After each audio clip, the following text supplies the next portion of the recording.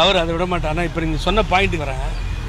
நான் வந்து சீமான் அவர்களை நல்ல நண்பர், போன இடைத்தேர்தலில் பணம் கொடுக்காம ஓட்டு வாங்கினான்னு பாராட்டியது உண்டு.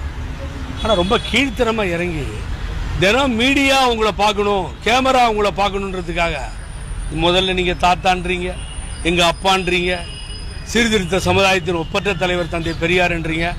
அங்கே நிருபரே கேட்டாங்க, அவரை மாறி மாறி பின்னி எடுத்துட்டு இருக்காங்க நம்ம நிருபர். அவங்கள நான் பாராட்டுறேன். அதுக்கு பின்னாடி இப்போ என்ன சொல்கிறாரு, யார் பெரியார், என்ன கிழிச்சிட்டாரு, திராவிடன் சொல்கிறவங்களாம் திருடன் சொல்கிறேன். நான் தெரியாமல் சொல்கிறேன், திராவிடன் சொல்கிறவங்களாம் திருடன் சொன்னால் முதல்ல அண்ணன் காளிமுத்துவ மாமனை சொல்லலாமா? எனக்கு தமிழை சொல்லிக் கொடுத்தது அவர் தான். ஏவுகணைகள் மாதிரி வரும் வார்த்தைகள். தந்தை பெரியாரை புகழ்ந்து பேசியதில் முக்கிய பாங்கு இருக்குமே என்று சொன்னால் அண்ணன் காளிமுத்துக்கு இருக்கும். காளிமுத்து திருடன் சொல்லலாமா? சீமான் எனக்கு சொல்லிக் கொடுத்து தெரியாமல் கேட்குறேன். 20ஆம் நூற்றாண்டினுடைய தந்தை பெரியார் மாத்திரம் 20ஆம் நூற்றாண்டில் இல்லாமல் போயிருந்தால் 19வது நூற்றாண்டில் தான் இருப்போம் என்று புரட்சி தலைவி அம்மா சொன்னார்கள். திருடின்னு சொல்லிடுறீ அம்மாவை? இன்னும் மேலே போகிற ஒரு படி, நீ பேசும்போது என்ன பண்ண தப்புன்னு எனக்கு தெரியும்.